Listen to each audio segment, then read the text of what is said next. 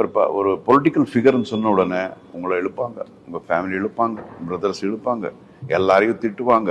இதெல்லாம் தேவையா? இதெல்லாம் பிளஸ் இப்போ இருக்கிற அரசியல் வேற மாதிரி இருக்கு. பணம்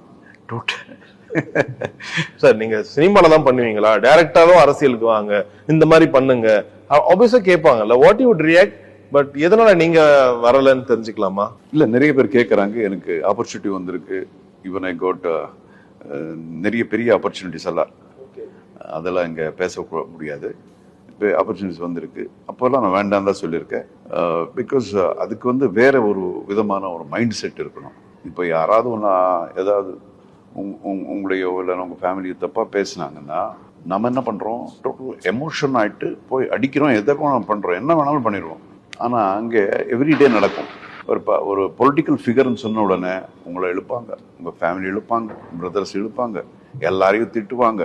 இதெல்லாம் தேவையா? இதெல்லாம் அப்படிங்கிறது ஒன்று இருக்கு. பிளஸ் இப்போ இருக்கிற அரசியல் வேற மாதிரி இருக்கு. பணம்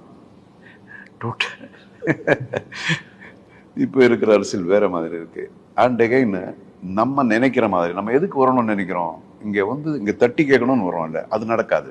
நாம இப்ப தட்டி கேட்கணும்னு நினைச்சா இல்ல உன்னுடைய ஹை கமாண்ட் வேற மாதிரி சொல்லுது, நீங்க பேசக்கூடாதுன்னு.